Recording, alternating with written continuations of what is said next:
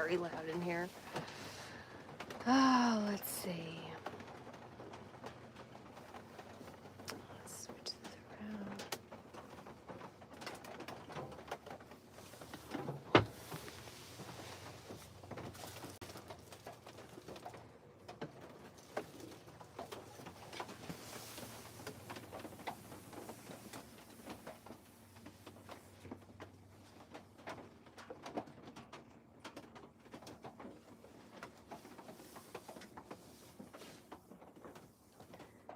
Hi, yummy. God.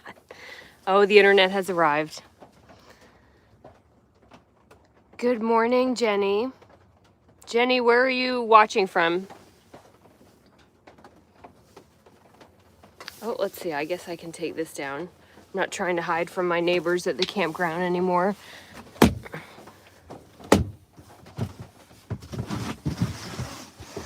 There we go. Iowa. Good night. Is it pouring in Iowa? Because it seems like the rest of the country is getting a very soggy Memorial Day.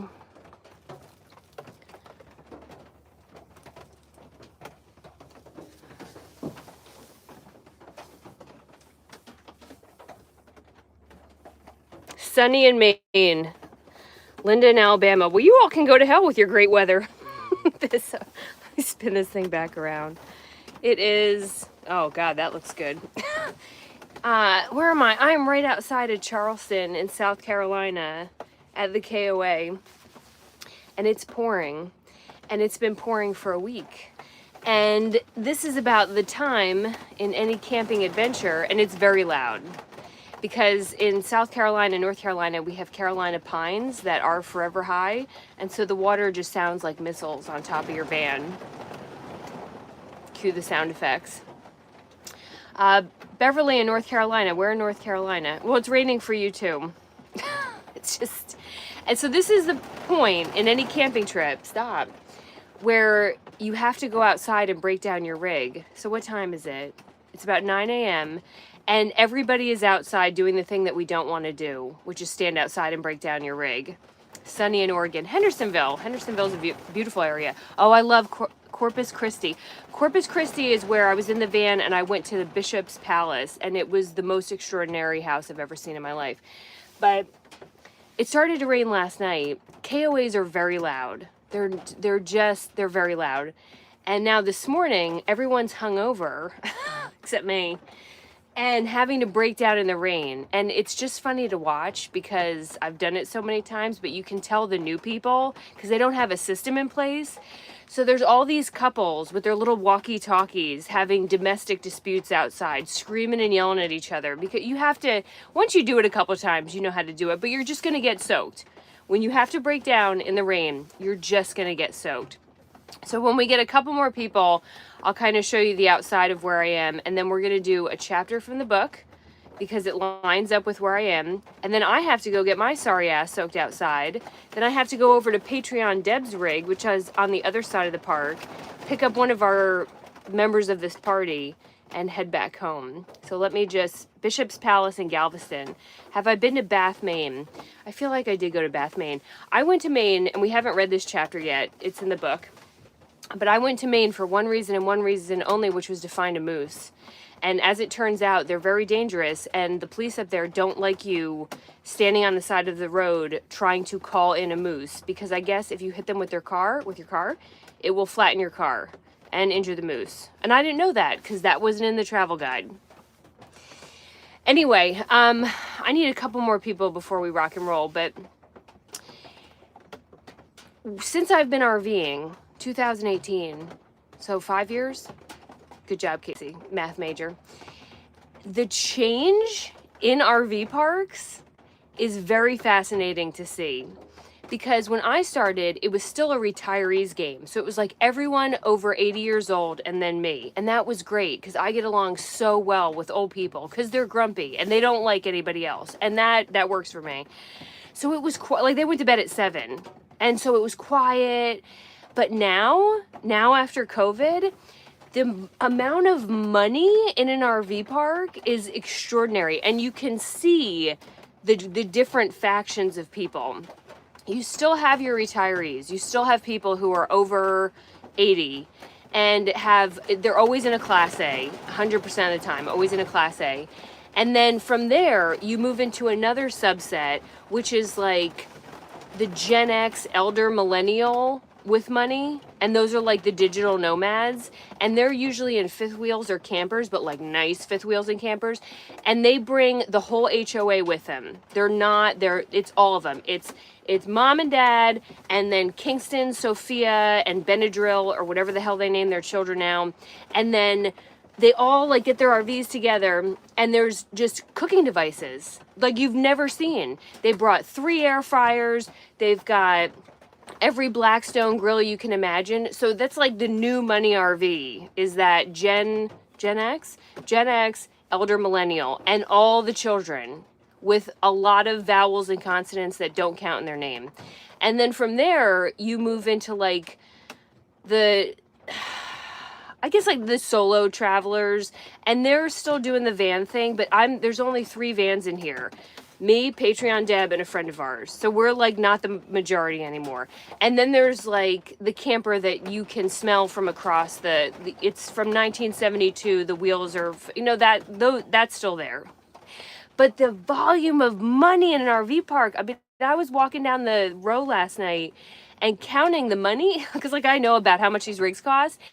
$450, $500, $350, Tiffin Phaetons. I mean, just extraordinary, because people can sell their homes and live in an RV. So they do, and they're here. So the RV, the KOA in Wilmington is like over $100 a night, which is obscene because it's on the side of a highway. This RV, or this park, this is the KOA outside of Charleston. We're about to leave. And this is about $90 a night on a holiday weekend. But still, I mean, remember when it was like 30 and we thought that was too much? Let me check. They are not that friendly. I'm assuming that's a reference to the people in an RV park. I don't know, everyone here has been fine. But it's loud. Like, you need to know that. If you're going to a campground, you're not going to get a peaceful night. The blessing of tonight is that it's pouring. So all the people who usually stand outside and watch TV outside are inside, which is great. And I've never understood that phenomenon, because I've never in my life been sitting inside and thought, you know what I'm going to do? I'm going to drag my flat screen TV outside and watch it out there and get eaten by mosquitoes. Never. But in an RV park, like, it's exciting. People want to do it. So it's pouring. Nobody's outside, so it's actually a little quiet. Jenny, I missed the comment about the moose. This old lady is in bed by 8 p.m. Yeah, I'm not going to bed until like 2, but I don't make any noise out here. So we're about at the amount of people that I need to make this successful.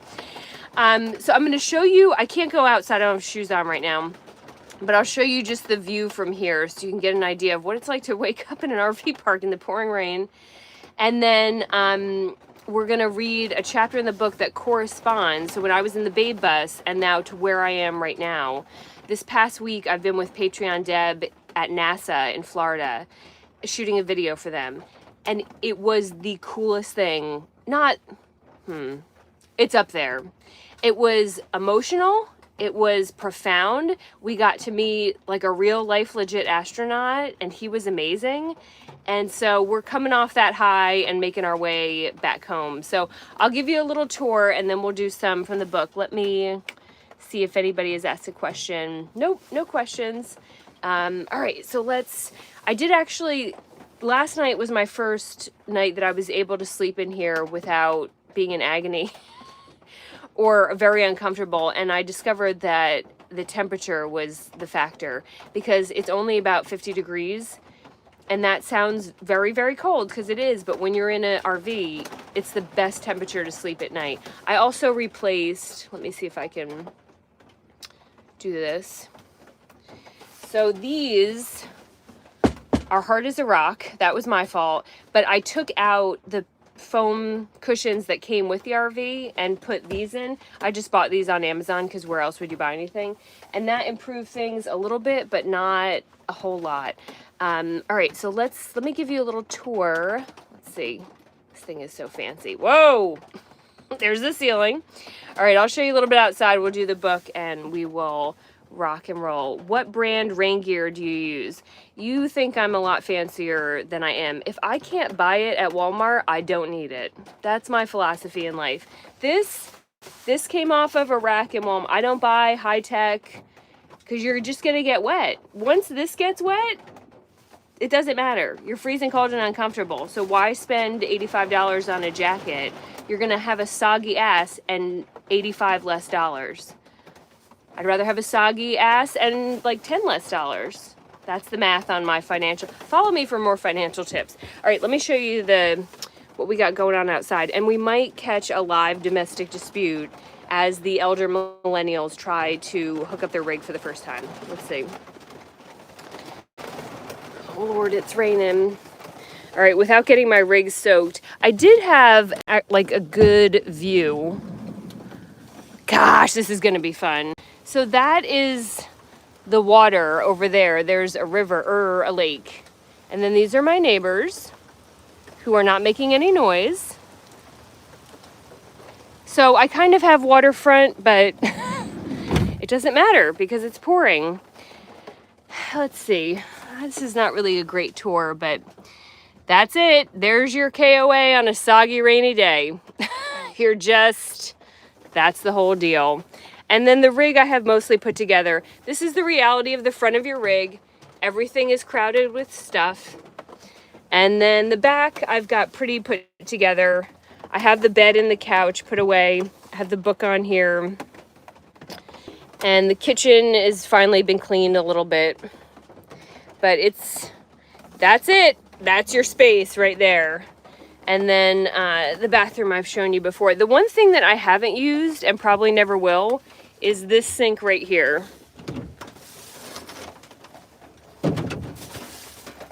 Like it takes up the entire bathroom practically. And there's really no need for two sinks because you have a sink right there. So not necessary. What is necessary in a rig this small is getting window covers, which I have. They're right here. And so these have magnets, and then they attach up to your the metal of your van and keep people from looking inside. Yes, true luxury.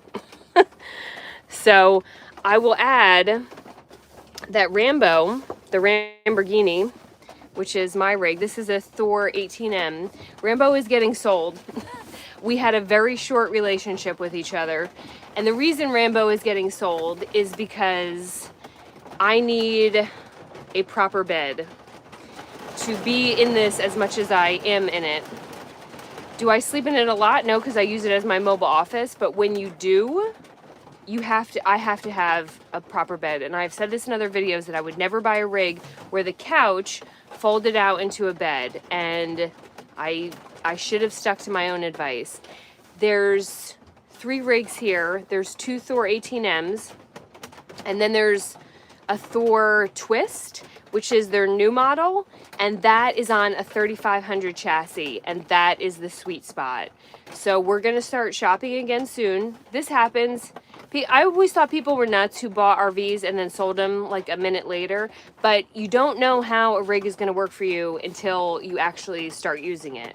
And yes, you could rent it, but it's very hard to find the exact model you want as a rental.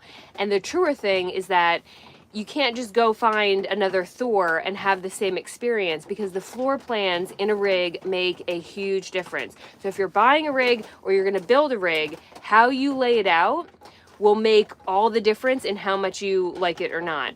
The Thor Twist that's in our party here at the KOA is laid out completely differently.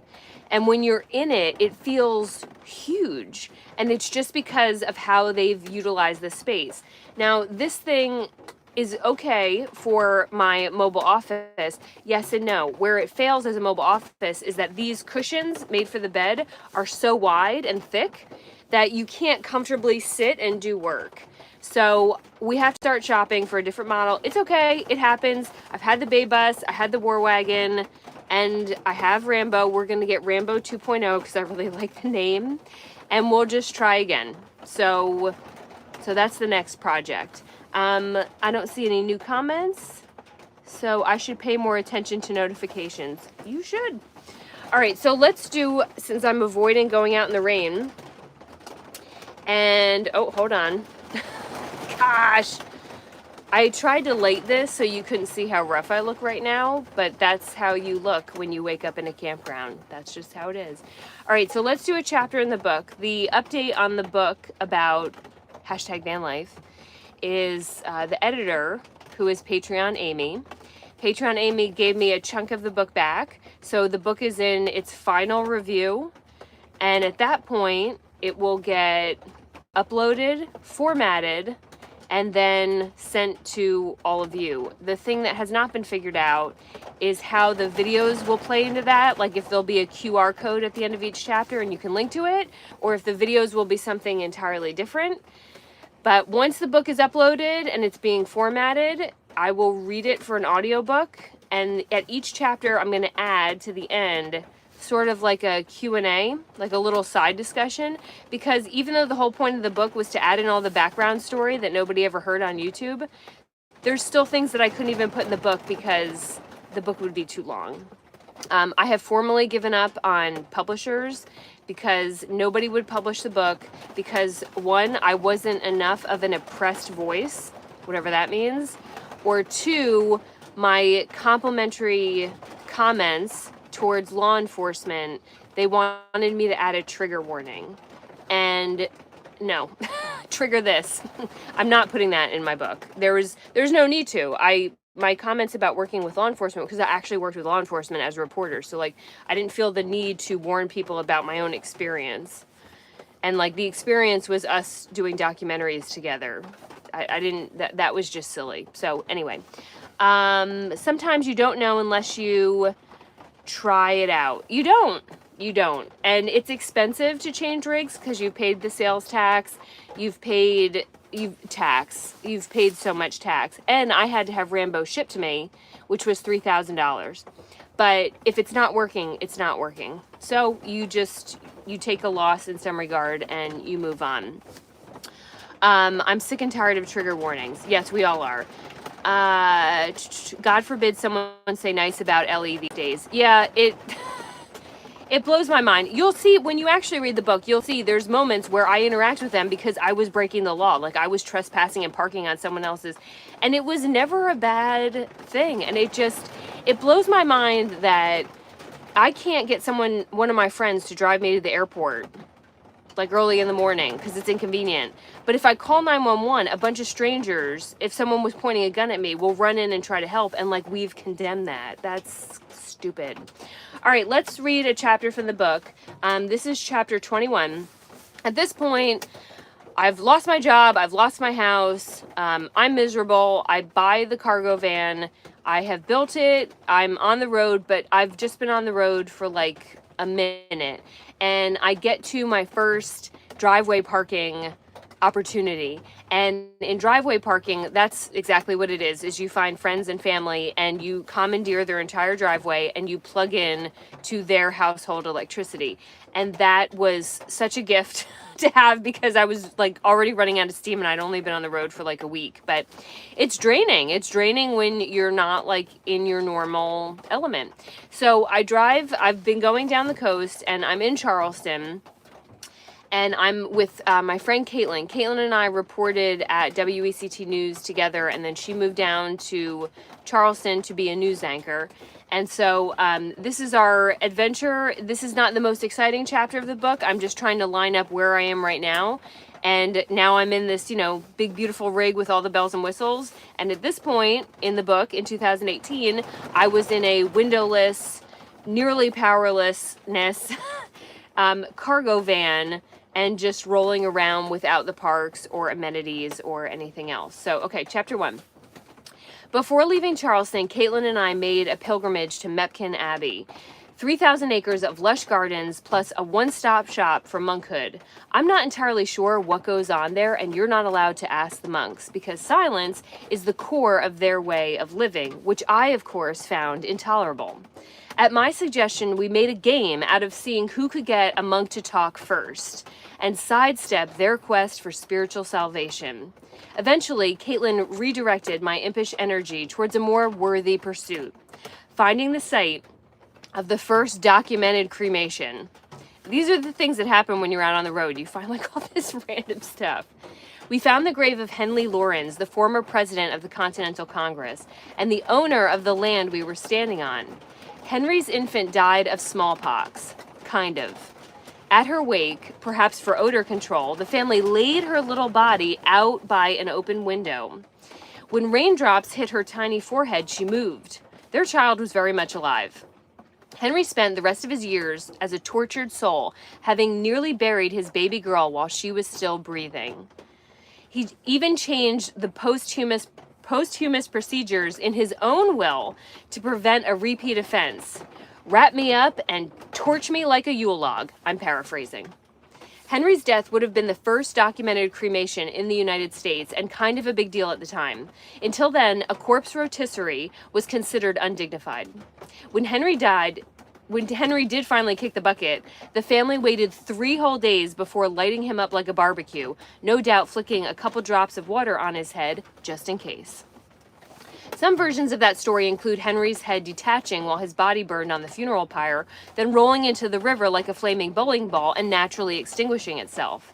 Those versions are fun to tell but hard to verify. The next morning, I waved goodbye into the Babe bus's mirror and headed further south.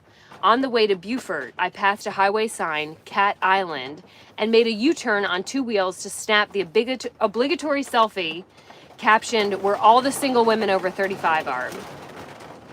Beaufort is pronounced Beau-fort, beautiful fort. Say Beaufort and you'll promptly be corrected, usually by another tourist who was previously corrected and now considers himself an educator. During the Revolutionary War, the British occupied the town and delivered an ass-kicking. In the Civil War, it was the first southern city conquered by the Union troops. During a period known as the Great Skedaddle, wealthy plantation owners and the elite Beaufort packed up and hauled ass upon seeing the soldiers marching in. In their wake, they left behind about 10,000 slaves who were happy to see them go. Many of those slaves joined the Union Army. Plot twist. Beaufort, rebuilt during Reconstruction, was leveled by a hurricane in 1893, torched by a fire in 1907, and then economically flattened by the Great Depression. Whoever was picking Beaufort's fortune cookies that week should have been reassigned. On the drive into town on US 17, I spotted, I'm going to skip a little bit just to keep this brief. I talk a lot about Beaufort in here. One of the issues some of the publishers and agents had was that they didn't like my historical narratives about the places I visited, but a lot of you did, so I kept them. Otherwise, it's just a book about me living in a van, which is fine, but a lot of the story is about the places I went to. So I have more in here about everything in Beaufort and the mansions and some of the architecture there, but I'll skip ahead. And Beaufort is just a couple miles from where I am. When the rain moved in, pouring rain that day, and this was in February of 2018, I scurried back to the van, ready to start my late afternoon hunt for a parking spot. I checked iOverlander, a free camping app and godsend for van lifers. I was still hopeful that I'd be sleeping underneath a palm tree like all the other Instagram van dwellers. Nothing. Another night in paved paradise. After parking outside a 24-hour gym, I crawled into the back and threw together a gym bag with sweats, socks, my laptop, and GoPro.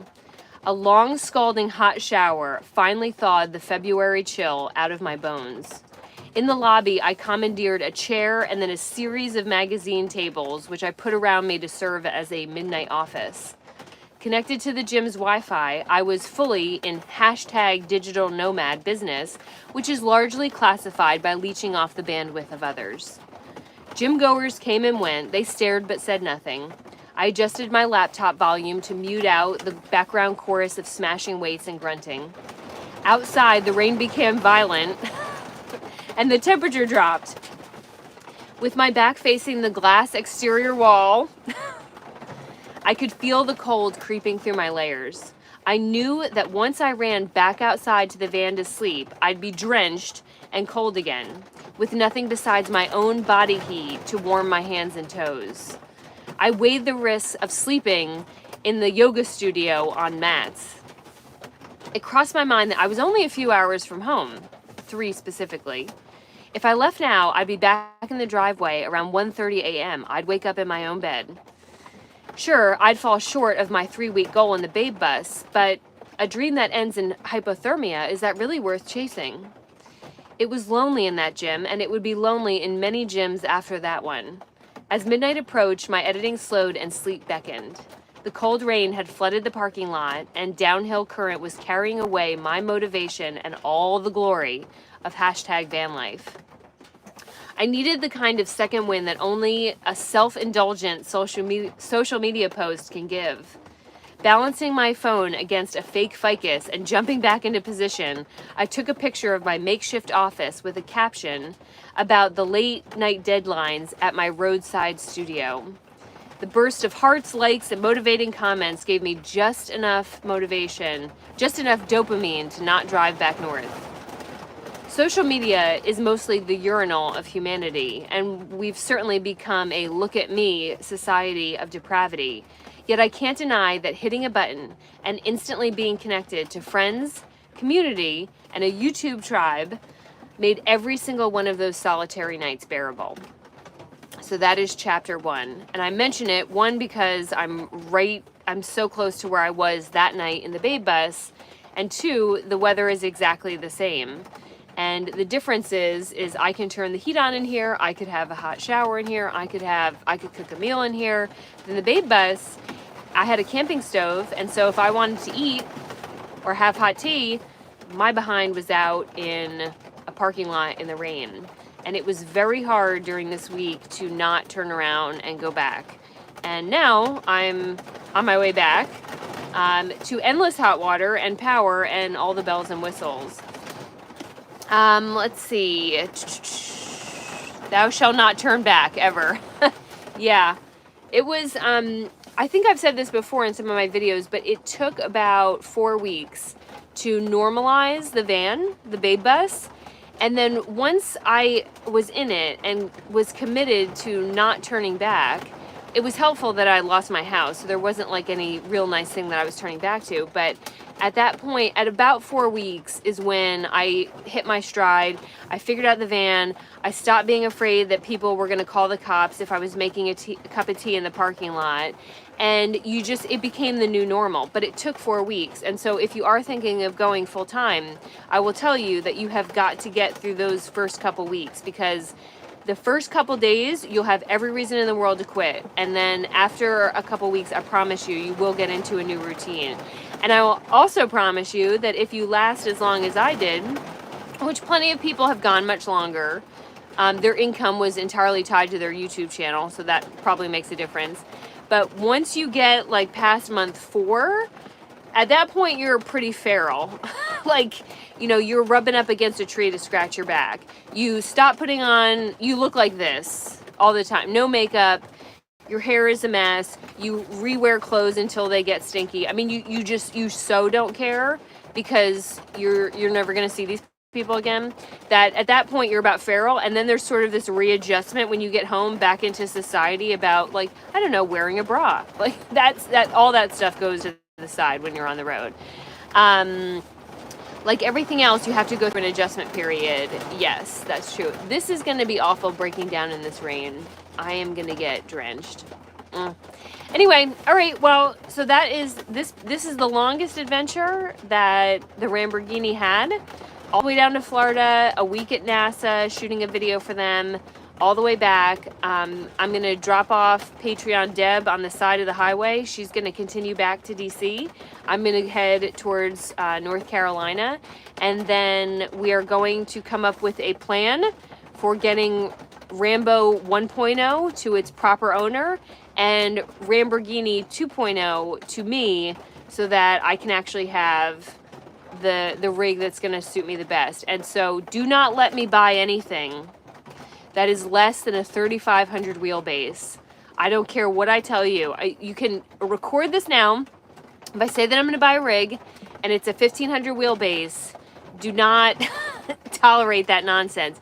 It's just too small. That is not enough to move around in. And if you see storage-wise, the grill's back there, my dirty laundry's back there, And so if you need to use the potty, you have to like put your feet up on the grill, which is different. So it's either we need to find a 3500 wheelbase or another fifth wheel that I can pull with Bob, because the fifth wheel was great. The fifth wheel would not be able to drag around town. God bless. But it was very comfortable. So let's start shopping for that. If anyone needs a teeny tiny RV, behold, I have one. And let me just check one more time. No, I think I'm going to hope the person who wrote no saggy Jinja Ninja meant to write no soggy Jinja Ninja. I'm going to hope that's what you meant. Tell me when I can buy that book, please. So the book, I'll just reiterate, the book is, I have the final draft back from Patreon Amy, who's the editor, and I have to reread the whole thing, make all of her changes, and then it has to get sent to kind of a book designer. They're going to format it. We're going to make a decision whether or not photos are going to be in it, and then it will be out into the I'll obviously tell everybody when it's out into the masses. A couple of you have mentioned doing pre-sales. I understand a lot of authors do that because it generates money to actually, just to let you know, it's been through 2 rounds of editing, and I'm about $5,000 in on just editing. So really, there's a lot of gatekeeping to writing a book. Of course, you can put it up there without editing it, but then the book is going to be very hard to read because we all make grammatical errors. So it will be out soon, and then after that will be the audio version of the book, and then some kind of like podcasty thing to support that, where people can ask questions that maybe I didn't answer in the book or they're just curious about. And I appreciate anyone who would pre-buy it. The reason I'm not doing that is because I would be devastated if someone bought it on a pre-sale and then read it and didn't like it. Like, I would feel like I sold you something that you were disappointed in, and I'm not going to take money in advance until, I guess it doesn't matter because you'd be buying it anyway, but I'm not. I work very hard in real estate to earn money to do these things, and so that part of my life can fund this part of my life. And if I make the money back, the $5,000 that I've spent in editing, and then all the time, the year plus to write this book, that'd be wonderful. But if not, then we'll go have a new adventure and write the book on that. I still won't be an oppressed voice, and I'll still be saying nice things about law enforcement, but who cares? Okay. All right, I'm going to go break this rig down, get soaking wet, and head back to Wilmington, and I will see you all in the next video.